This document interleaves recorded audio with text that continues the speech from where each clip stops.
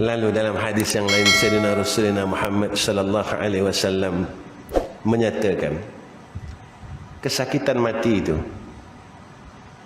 sakitnya sebanyak mana cintanya kita pada keduniaan ini. Kenapa tuan-tuan Nabi cakap begitu? Orang yang terlalu sayang perkara yang akan ditinggalkan. Mahu tidak mahu kita akan tinggalkan perkara yang kita ada. Pasti tuan-tuan.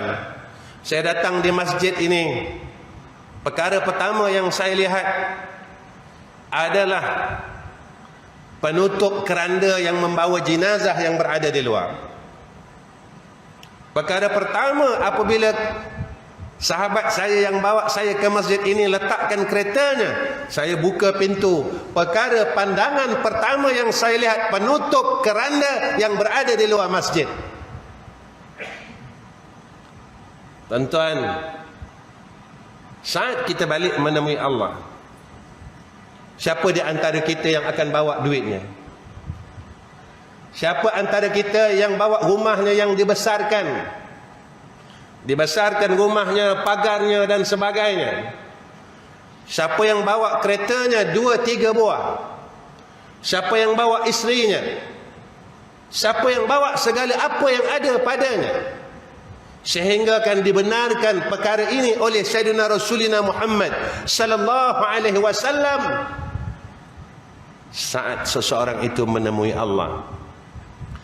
Dua perkara akan meninggalkan dia dan satu perkara yang akan mengikutinya ke alamul barzakh. Yang pertama, apa kata Nabi sallallahu alaihi wasallam? Harta yang diagung-agung, yang disayang-sayangkan. Yang kita sayangkan, yang kita cintakan harta kita. Anak dan isteri, kawan-kawan yang kita agung-agungkan.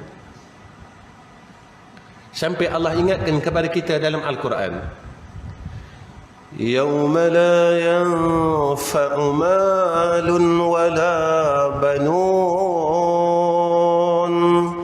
illa man atallaha biqalbin salim.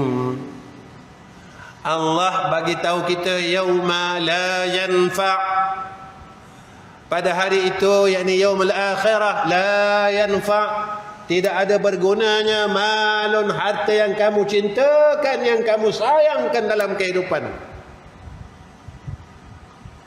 Wala banun, anak, isteri, kawan-kawan,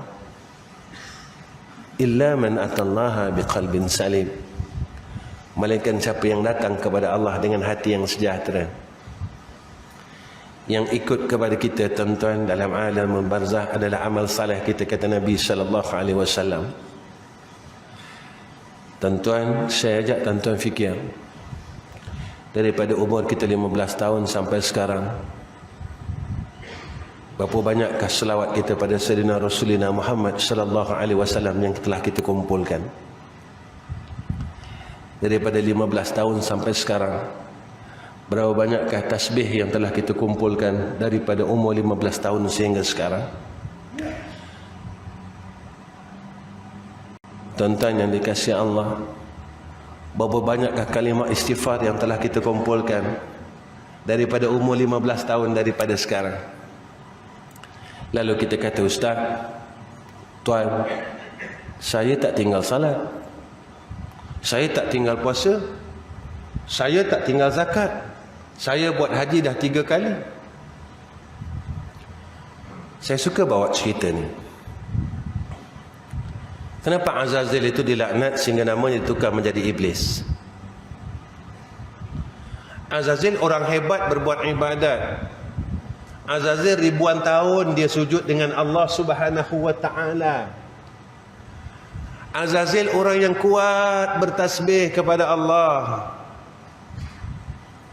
Azazil kawannya malaika al-muqarrabun. Kenapa Azazil itu dilaknat sehingga nama ditukar menjadi iblis? Satu perkataannya,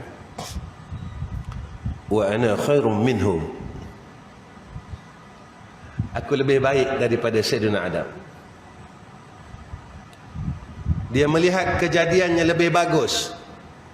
Dia rasa dia lebih bagus daripada Sayyidina Adam. Lalu dengan rasa lebih bagus itulah dia bertindak melawan Allah. Aba wastakbara wa kana minal kafirin. Kita tidak tinggal salah, kita tidak tinggal puasa, kita tak tinggal zakat, kita tak tinggal haji. Apakah rasa aku lebih baik daripada dia itu tidak ada dalam diri kita? Orang tua, dia rasa dia lebih baik daripada orang lain sebab ketuaannya dan umurnya. Aku lebih lama hidup daripada kamu. Orang kaya, dia rasa dia lebih hebat dengan kekayaan dan harta yang dianugerahkan oleh Allah kepadanya. Lalu dia rasa jalannya berbeza sebab dia rasa dia kaya. Orang alim, dia rasa dia hebat dengan ilmunya yang ada.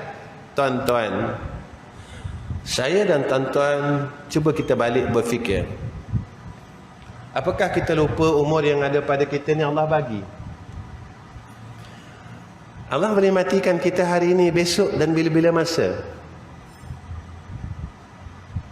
Kenapa Allah tidak matikan umur kita sewaktu 40 tahun? Kita minta panjang umur, Allah bagi. Suatu kita berada di bilik bedah kerana saluran jantung kita tertutup satu. Kita minta orang masjid salatkan hajat. Kita minta mulut kita tidak berhenti mengatakan, Ya Allah, mudahkan urusan pembedahan ini dan panjangkan umurku, Ya Allah. Ya Allah, aku nak hidup lagi, Ya Allah. Aku nak panjang umur, Ya Allah. Setelah Allah panjangkan umur kita dan sihatkan kita, apa yang kita buat? Kita lupa harta kita itu Allah yang bagi. Ini kebenarannya, tuan-tuan. Apakah semasa kita lahir kita terus kaya? Kita ada duit, kita ada motor, kita ada kereta. Di mana kebenaran yang Allah tunjukkan sekali lagi, pada ketika itu mata kita tidak terbuka. Itu saat kematian kita. Apakah kita kaya? Kita dibawa